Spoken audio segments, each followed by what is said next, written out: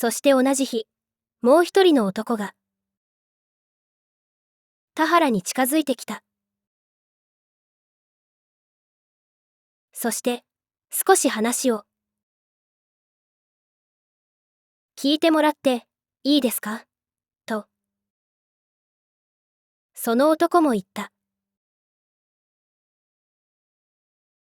ええ、ぜひ、と田原は言った。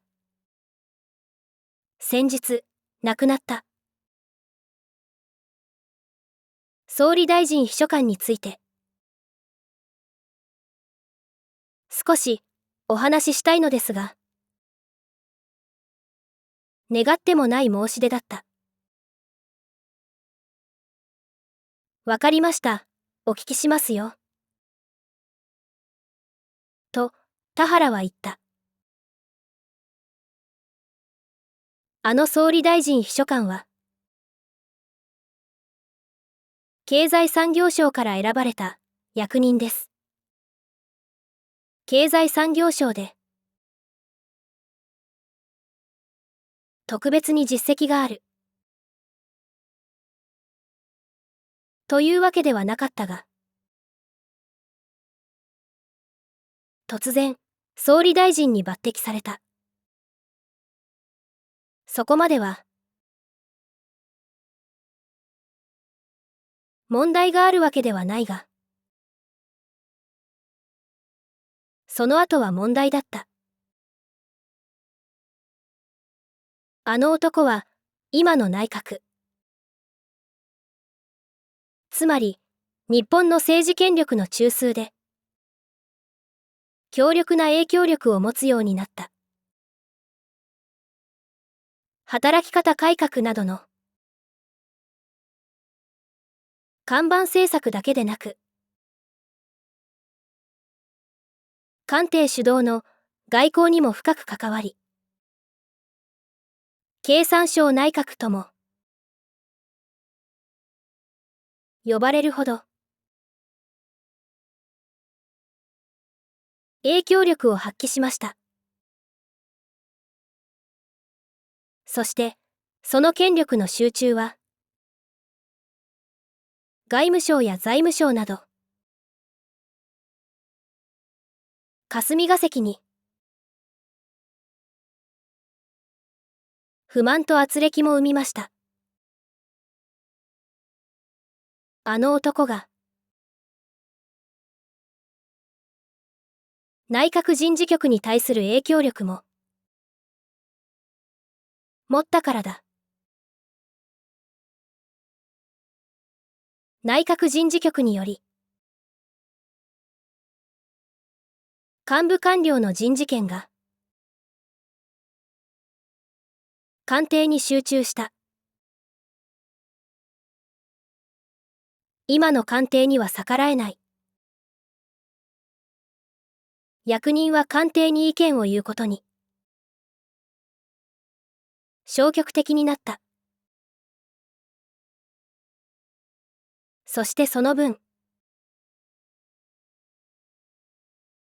あの総理大臣秘書官の政治権力は強力になった。経済産業省は日本のエネルギーを管轄しています。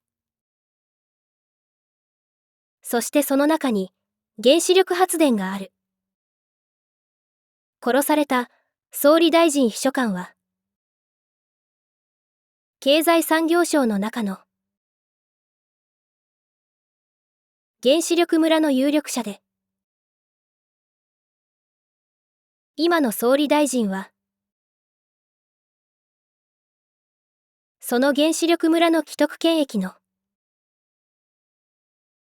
バックアップを受けていると言われています。今の内閣の黒い腹の中にはその既得権益をどう守るのかという問題がある。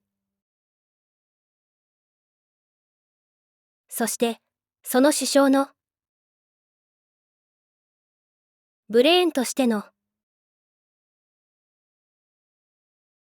経済産業省総理大臣秘書官は、その既得権益が民主主義を壊して庶民から自由を搾取するための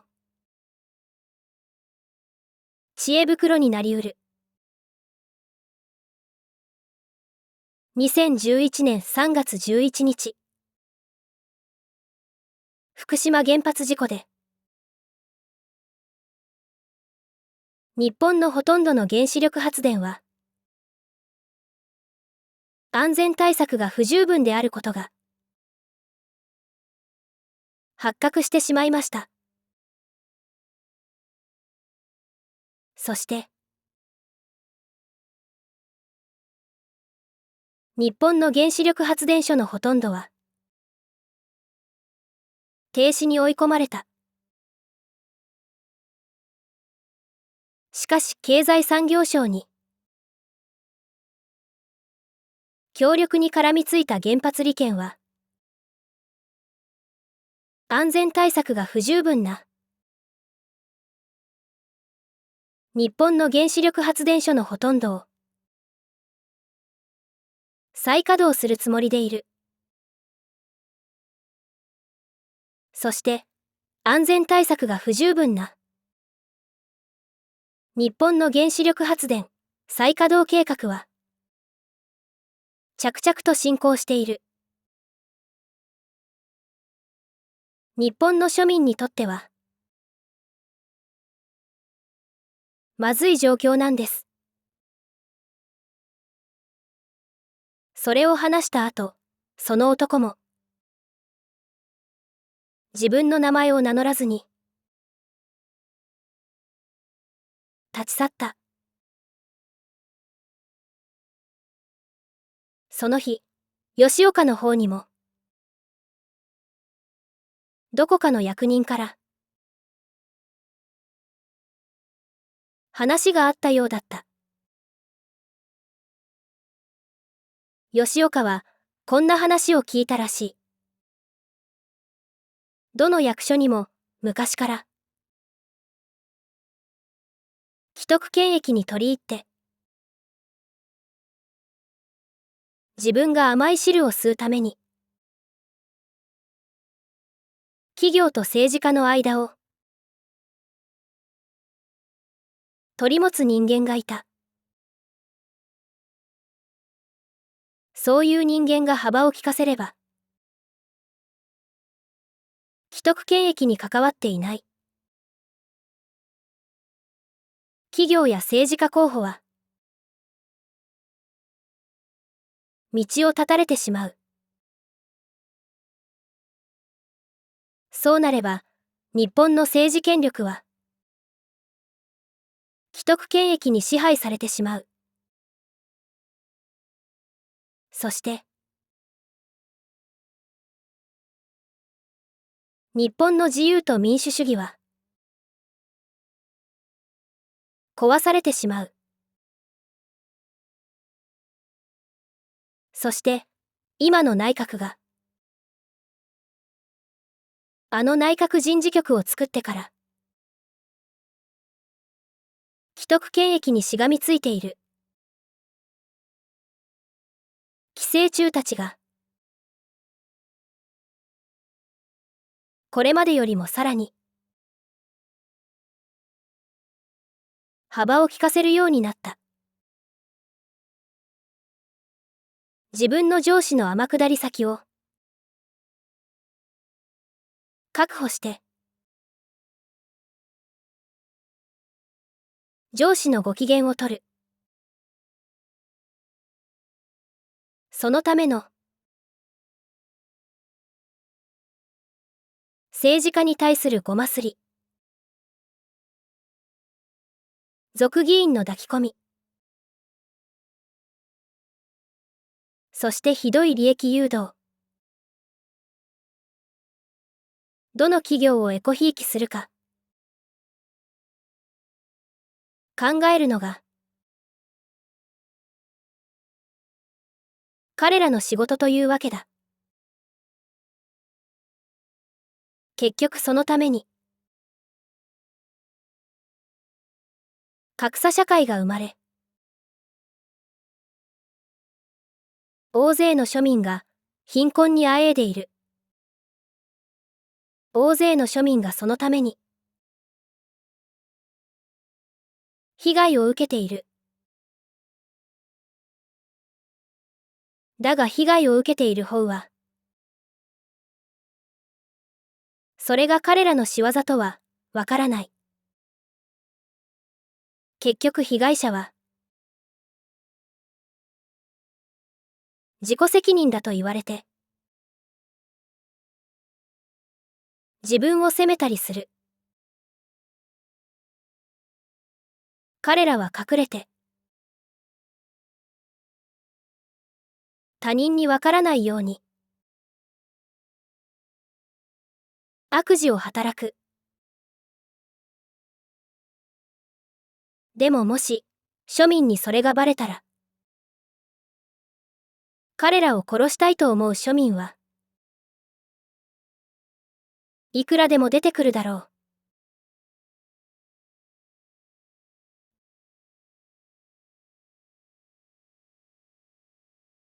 被害者が、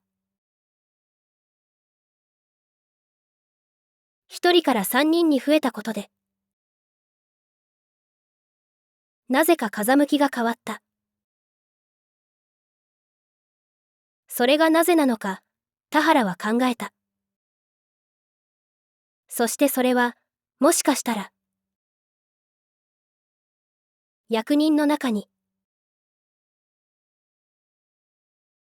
こう考えている者が、いるからなのかもしれない。国土交通省の局長が、1人殺されて、話がそれで終わりなら、自分が危険を冒しても、仕方がない。しかしあれが始まりで、その続きがあるのなら、自分は危険を冒しても構わない。そう思っている人間が、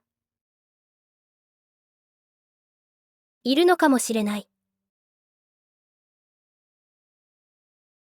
再生リスト25に続きます。